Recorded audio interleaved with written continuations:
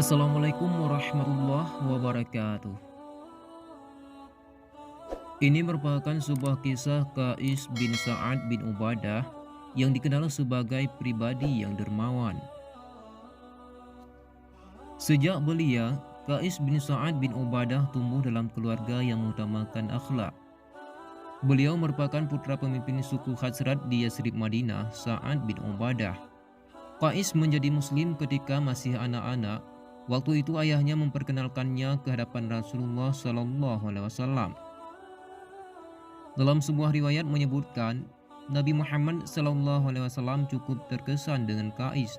Sejak saat itu, kedekatan Qais dengan Rasulullah terbina dengan baik.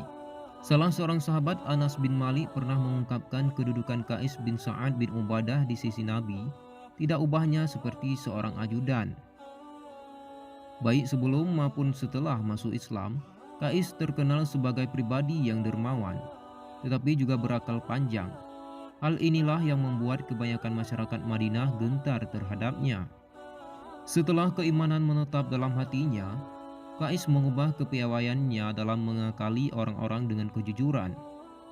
Ia memang termasuk orang yang peka dalam berbahasa diplomatis, sehingga lawan bicaranya dapat saja menuruti kemauan Qais.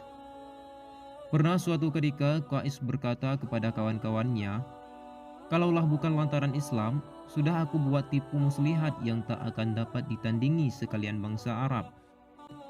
Baginya, Islam merupakan jalan menuju rahmat Allah Subhanahu wa Ta'ala. Oleh karena itu, Qais lebih konsisten mengamalkan sifat kedermawanannya, sebagaimana didikan dari keluarga besarnya secara turun-temurun. Ibnu Ubadah termasuk keluarga yang ringan hati dalam membantu masyarakat Madinah. Bahkan, Rasulullah pernah berkata, kedermawanan merupakan tabiat anggota keluarga ini, Bani Ubadah. Sebagai contoh, di muka rumah keluarga Sa'ad bin Ubadah kerap ada beberapa penjaga. Mereka memantau dari tempat yang tinggi untuk kemudian menyerukan kepada beberapa musafir yang kebetulan lewat. Tujuannya, mengajak para pelintas itu ikut makan bersama keluarga Sa'ad. Ujaran yang cukup masyhur di kalangan Ansar, barang siapa yang ingin memakan lemak dan daging, silahkan mampir ke dalam benteng perkampungan Dulaim bin Harisah. Dulaim bin Harisah merupakan kakek buyut Qais bin Sa'ad. Perubahan yang cukup drastis dari pribadi Qais bin Sa'ad bin Ubadah membuat orang-orang Madinah makin respek terhadapnya. Meskipun begitu, perawakan Qais betul-betul lebih mudah dibandingkan dengan kawan-kawan sebayanya. Akan tetapi, penampilan bukanlah soal bagi pribadi yang terkenal konsisten berbuat baik terhadap kaumnya. Walaupun berusia muda, kaum Ansar memandang Qais sebagai seorang pemimpin.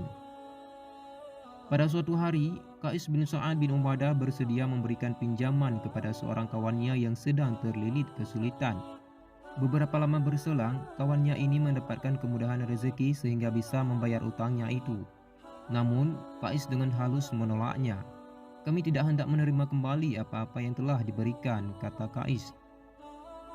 Mental juang selain sifat pemurah dan kecerdasannya, Qais bin Sa'ad bin Ubadah terkenal bermental juang yang tinggi.